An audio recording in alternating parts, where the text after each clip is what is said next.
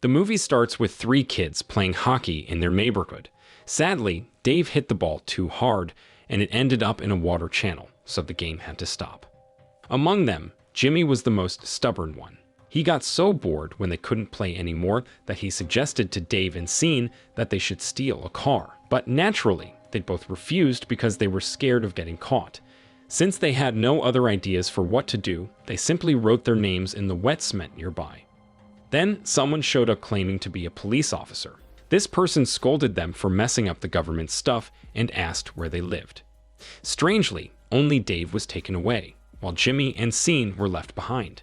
Feeling odd about this, Jimmy and Sean told people that Dave got taken by the police because he wrote his name in wet cement. It appeared odd because being arrested for writing a name in cement, especially as a child, was unusual. Moreover, actual police officers typically wear uniforms and badges, which didn't align with what Jimmy and Sean described. They suspected Dave had been kidnapped, and it got even worse when they found out that Dave wasn't just taken away. He was abused by two adults for 4 days, day and night. Dave couldn't take it anymore, so he ran away and managed to escape. When he finally made it back home and reunited with his parents, he couldn't forget what happened to him during the kidnapping. Over the years, Dave is now married with a son. He walks his children to school daily.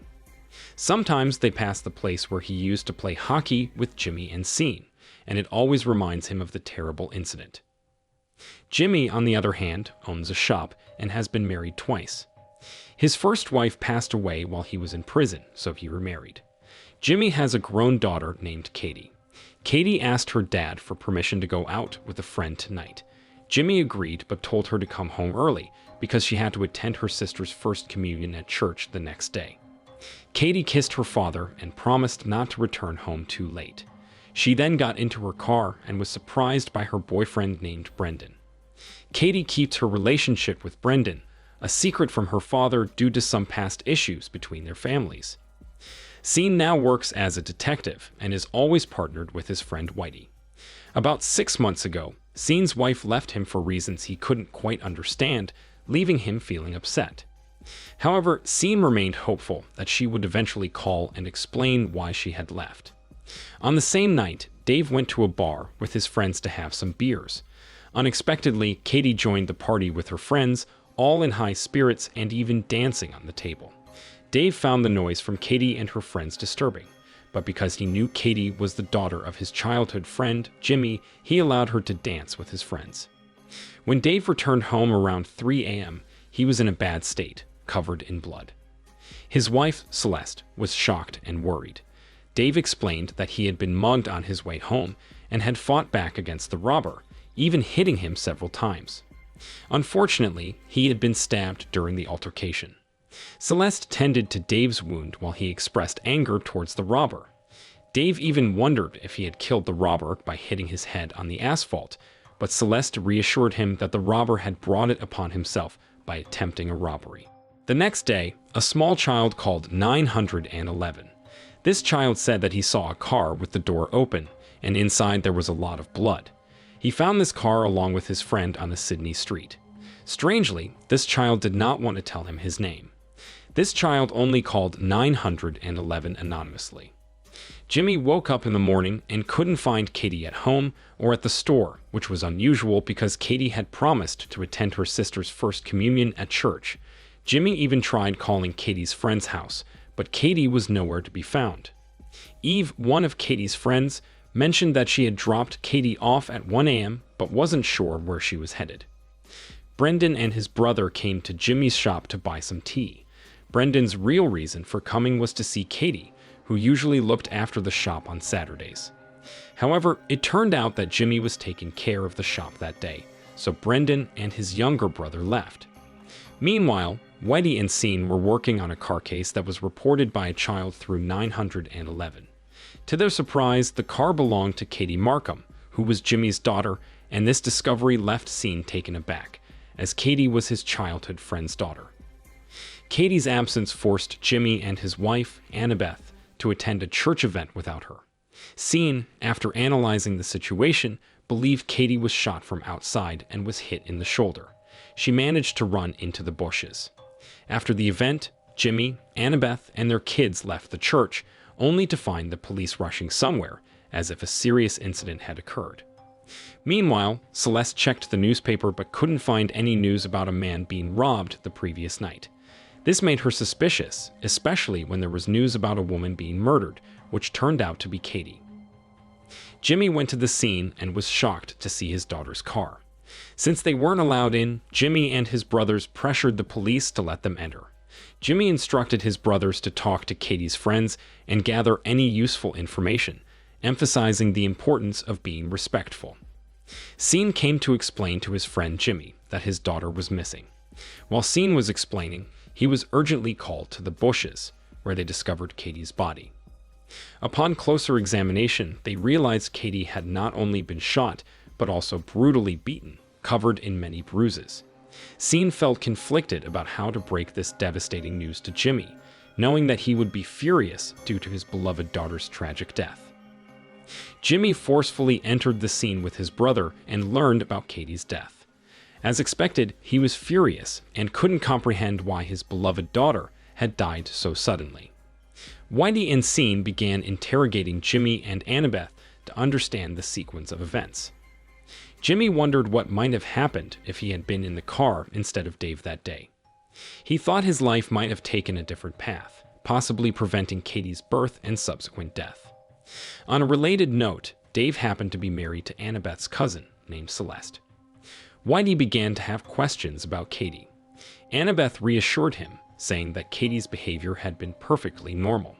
She described how they regularly had meals together, how Katie played with her friends, and how she helped her father at the shop every Saturday. There didn't appear to be anything out of the ordinary in Katie's activities. Curious about Jimmy's past, Whitey inquired about why Jimmy had been in prison. Jimmy, understandably frustrated because it wasn't related to Katie's murder, explained that he had been imprisoned 16 years ago for a robbery. He also mentioned that a child named Brendan had visited the shop that morning, seemingly looking for Katie. Jimmy clarified that Brendan wasn't Katie's boyfriend, as he would have known since he was her father. Sean shared a disturbing incident from Dave's past involving a kidnapping when they were children. Dave had been kidnapped, but fortunately, he managed to escape after 4 days. One of the kidnappers died, and the other was imprisoned. However, a few minutes later, Sean received a mysterious call from his wife, who remained silent on the line, leaving him puzzled. Whitey and Sean questioned a witness who reported hearing Katie greet someone before a sudden gunshot. This suggested that Katie might have known her assailant, as she had greeted them. Subsequently, they proceeded to interrogate Katie's friends to gather more information. Whitey inquired about Katie's recent dating life, but initially, they were reluctant to share details about Katie's boyfriend. However, with some persuasion, they eventually opened up and revealed the information. Meanwhile, Jimmy visited Dave's house for a gathering and to find solace. He noticed bruises on Dave's hands and asked about them. Dave explained that the bruises were from getting caught in a door. Jimmy expressed gratitude to Dave's wife, Celeste, who had been helping at home since Katie's passing. Afterward, Jimmy confided in Dave, discussing his emotions following the loss of his beloved daughter. At the same time, Whitey and Sean questioned Brendan, wanting to know when he had last seen Katie. Tearfully, Brendan recounted their last meeting, which took place on a Saturday night around 8 o'clock. They had dinner together at a restaurant, but afterward, Katie went out with her friends while Brendan headed home. Brendan and Katie had plans to get married the following Sunday and start a new life together in Las Vegas. He also mentioned his younger brother, Ray, and a friend named John, who communicated using sign language because they were mute. At home, Sean reminisced by looking at old photos from his time with Jimmy and Dave. While lost in his memories, his wife called as usual, but this time she remained silent, not uttering a word. One evening, Dave sat down with his son to share a bedtime story. As he recounted the tale, Dave's mind drifted back to the dark days when he had been kidnapped and mistreated. Celeste joined them and informed Dave that there was still no news about the recent robbery. Dave couldn't help but wonder if the man who had robbed him had managed to escape without suffering severe injuries. The following morning, as Dave was preparing to take his child to school, he was approached by Whitey and Sean. Dave introduced his son, Michael, to Sean. While they walked together, Dave mentioned that he had seen Katie at the bar the previous night, where she and her friends were joyfully dancing on a table. Dave claimed he had left the bar at 1 o'clock, while Katie and her friends had departed at 12:45, a quarter hour earlier. He stated he had reached home at 1:15, but in reality, he had returned home at 3 a.m., injured and bleeding. Whitey became suspicious of Dave when he noticed a bruise on Dave's hand. This raised concerns that the bruise might have been the result of a physical altercation, especially since Dave had been at the bar where Katie was last seen alive. Meanwhile, Jimmy had the heartbreaking experience of seeing his daughter's lifeless body before her burial. He had made a promise to her that he would find and punish the person responsible for her death. Whitey and Scene went to Jimmy's house to offer their condolences during this difficult time. Dave happened to be there too, having stopped by Jimmy's house. Whitey couldn't help but inquire about the bruises on Dave's hands. Dave, however, provided a questionable explanation, claiming that his hand had gotten caught in a trash shredder. Whitey, aware of the inconsistencies in Dave's story, suspected that he was lying. Celeste hurriedly left when she spotted Whitey and Scene, fearing that they might question her.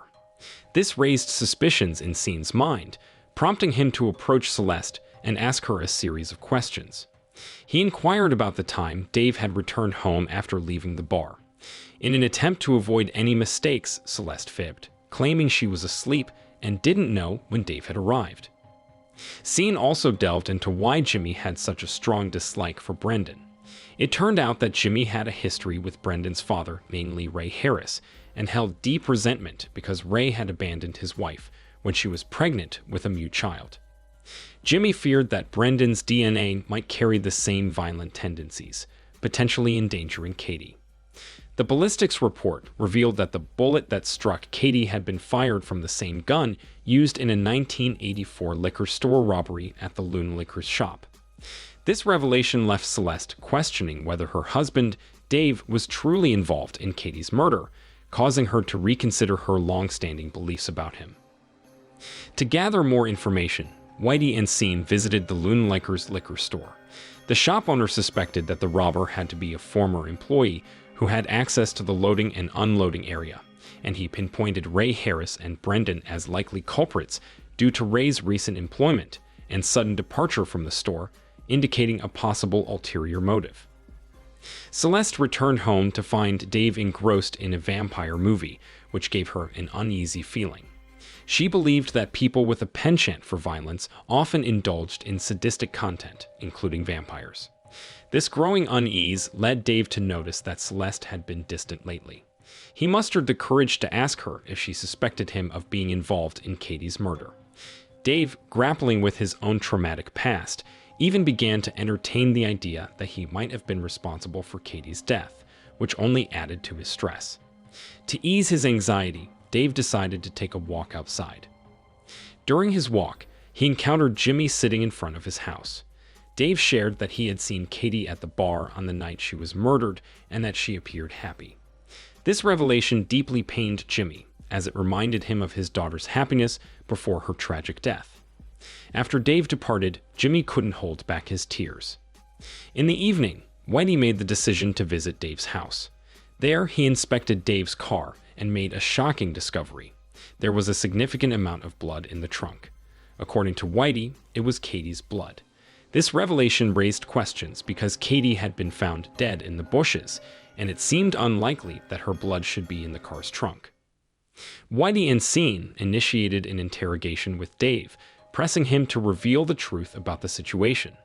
Dave explained that the blood found in his car belonged to him, causing Whitey to release him before the DNA test results came back. Soon after, Jimmy's two brothers informed him that Dave had been apprehended by Whitey and Scene. This news left Jimmy feeling uneasy. It was just last night that Dave had mentioned seeing Katie at the bar on the night she was murdered, and now he was in custody. Something didn't add up. Upon further investigation, it was revealed that Dave had been associated with a group of criminals, including Ray Harris, Nick Savage, Anthony Waxman, and Jimmy Markham himself. This meant that Jimmy had once conspired with Ray Harris. However, there was a peculiar twist to Ray's criminal history. While he had been caught stealing a truck full of cigarettes, He had managed to avoid police capture by shifting the blame onto someone else. Ray had even gone as far as informing the police that he, along with Jimmy and other gang members, had robbed the MBTA of $60,000. Because the police had failed to apprehend the actual culprits behind the robbery, Ray Harris had remained free from arrest. Jimmy and his fellow gang members were arrested and spent 2 years in prison. This is why Jimmy holds a strong grudge against the Ray Harris family, as Ray Harris had falsely accused Jimmy of robbing the MBTA. Jimmy, along with his brothers, paid a visit to Dave's house, where Celeste had something to share. Lately, Celeste had noticed Dave's peculiar behavior. She also recounted the night of Katie's murder, when Dave had returned home at 3 a.m. covered in blood. This only heightened Jimmy's suspicion that Dave might be the one who killed Katie, leading him to contemplate taking action against Dave. Whitey and Sean returned to interrogate Brendan. Sean inquired about Brendan's father's possession of a gun, to which Brendan claimed he had never seen his father with one. However, Sean didn't buy Brendan's story, knowing he was being dishonest. Meanwhile, Jimmy and his brothers pressured Dave to join them for a drink at a bar, which left Dave with little choice but to comply. Whitey and Sean listened to the 911 recording once more, in which a young child reported Katie's car. Sean suddenly realized that the child somehow knew that there was a girl's blood in the car. This raised a puzzling question. How did the child identify it as a girl's blood when Katie was actually in the bushes, not in the car? While Dave spent the evening drinking at a bar with Jimmy and his brothers, Brendan retrieved a hidden gun. As he held the gun, a realization struck him. Only he and his younger brother knew the gun's hiding place, and it was the same gun his father had used in a robbery. If Katie's killer wasn't Brendan's father, then it couldn't be Brendan either. This realization focused his suspicions on his younger brother. Brendan wasted no time and confronted his brother's friend, John, who had a bad influence on him. With Dave in his sights, Jimmy had plans to kill him. In the end, Jimmy's anger got the better of him, and he killed Dave, believing he was the culprit. However, Jimmy had made a grave mistake. Dave was not Katie's killer. It was actually Brendan's younger brother and his friend John who were responsible for Katie's death. When John was about to shoot Brendan after getting kicked in the face, Whitey and Sean intervened, preventing John from pulling the trigger. In the end, John failed to shoot Brendan, and both Brendan's younger brother and John were arrested for the murder of Katie. The following day, Sean met with Jimmy and informed him that the culprits behind Katie's murder had been apprehended. Surprisingly, it turned out that the perpetrators were 2 young kids, Brendan's younger brother and his friend John. These kids were playing with guns when Katie arrived in her car. Startled by their presence, John playfully aimed the gun at Katie, but accidentally fired a shot that struck her. In panic, Katie fled into the bushes, and the 2 kids chased after her. They beat her with a hockey stick, and to ensure she wouldn't talk, John fatally shot her in the head. Sean explained that he had recently visited Dave's house. It appeared that Celeste was in a state of panic because Dave had been missing for a day. Sean's purpose in visiting Dave was to discuss a male body that the Boston police had found. It turned out this body belonged to a pedophile who had been arrested 3 times. It seemed that the night Dave came home covered in blood, he had beaten this man to death. Subsequently, he disposed of the body in Boston. Sean also inquired about the last time Jimmy saw Dave. Jimmy returned home with a heavy sense of guilt. Eventually, Sean's wife spoke up and apologized on Jimmy's behalf, offering to meet with Sean. With the support of his wife, Annabeth, Jimmy's guilt began to fade. Annabeth pointed out that Jimmy had other responsibilities, specifically taking care of his young children, who had recently celebrated their first communion. During a parade, Celeste appeared extremely sorrowful because Dave was absent. Normally, Dave was always there to accompany their son, Michael, to school, play baseball with him during his free time, and read bedtime stories to him. Now, Michael had to face all of this alone because Dave had passed away. It meant that Michael would grow up without a father figure. Sean didn't want to let Dave just fade away. When they were younger, Sean had distanced himself from Dave, and he didn't want to repeat that mistake. He was determined not to abandon Dave again and aimed to apprehend Jimmy so that justice could be served. Moral lesson from the story is, don't write your name in wet cement, or you might end up with crazy adventures like stolen cars, strange kidnappings, and lots of surprises. Stick to drawing on the paper instead.